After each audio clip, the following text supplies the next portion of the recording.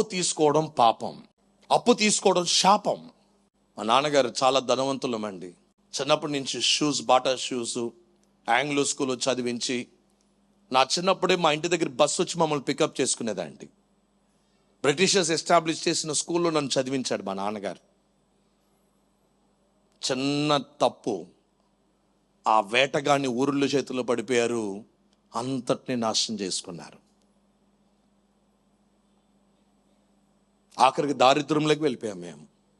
ఒక పూట అన్నం తినడానికి ఏడ్చేసేవారు. మేము ఎక్కువ తినద్దండి, ఇంకా కష్టమైపోతుందని చెప్పిన రోజులు ఉన్నాయి.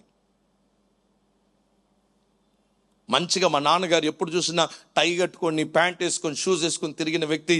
చేతి నిండుగా ఉంగరాలు తగిలించుకొని, గొంతు నిండుగా, మెడ నిండుగా కూడా బంగారం ధరించుకున్న ఆయన ఆఖరికి అన్నీ మెల్లమెల్లగా ఒకటి తర్వాత ఒకటి వెళ్ళిపోయినాయండి.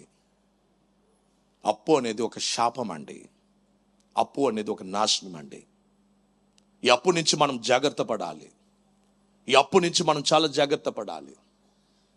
యేసుప్రభు అందుకని అన్నాడు, 4 నేల గురించి చెప్పాడు. ఒక నేల దారిలో పడుతున్న నేల, 2వ నేల ముళ్ళ పొదలో పడుతున్న నేల, 3వ నేల ఎక్కడండి రాటి నేల, 4వ నేల మంచి నేల.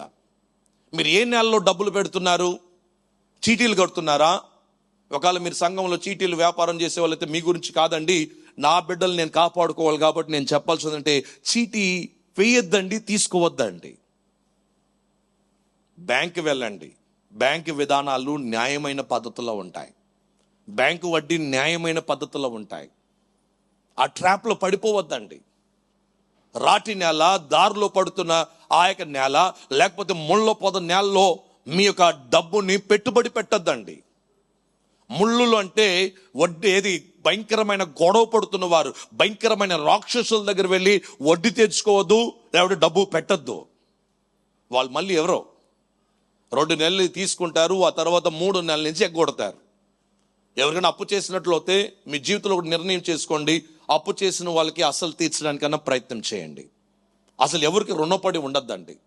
కాబట్టి 3 నెలల్లో పడిన ఆ పంట అంట నాశనం అయిపోయిందంట. మంచి నేలలో విత్తిన పంట అంట 30%, 60%, 100% ఫలించిందంట. కాబట్టి సంఘములో ఉన్న మీరు 30%, 60%, 100% మీరు ఫలించాలని, మీరు అభివృద్ధి పొందాలని నేను ఆశిస్తున్నాను. యేసయ్య ఆశిస్తున్నాడండి. మీరు 100% ఫలించే బిడ్డలుగా మీరు ఉండాలని యేసయ్య ఆశిస్తున్నాడు. హల్లెలూయా, హల్లెలూయా. మీరు ఫలించి విస్తరించబడి అభివృద్ధి పొందాలని యేసయ్య ఆశిస్తున్నాడు. కాబట్టి దేవుని బిడ్డలారా, శాపము దేవునిది కాదు, నష్టపోవడం దేవుని చిత్తం కాదు, ఆశీర్వదించబడడం మాత్రమే దేవుడికి తెలుసు. హల్లెలూయా. ఒకవేళ ఈరోజు మీరు తప్పు చేసినట్లు అయితే మొట్టమొదటిగా చేయాల్సిన పని అంటే, ప్రభువా నన్ను క్షమించు, నేను తప్పు చేశాను, మీరు నాకు అప్పగించిన బాధ్యతలో నేనేమి చేయలేదు, సరిగా నేను నిర్వర్తించలేదు, నేను మీరు అప్పగించిన బాధ్యత నేను సరిగా చేయడం చేతనే ఈరోజు ఈ స్థితిలో ఉన్నాను. అయితే ఈరోజు నేను నమ్ముచున్నాను, నేను మరలా ఉన్నతమైన స్థాయికి వస్తాను. నా బలము చేత కాదు, నా జ్ఞానము చేత కాదు, నీ బలము చేత, నీ జ్ఞానము చేత, నీ చిత్తము ద్వారా నేనేమవుతున్నాను, రోజు రోజుకి నేను పైకి రాబోతున్నాను.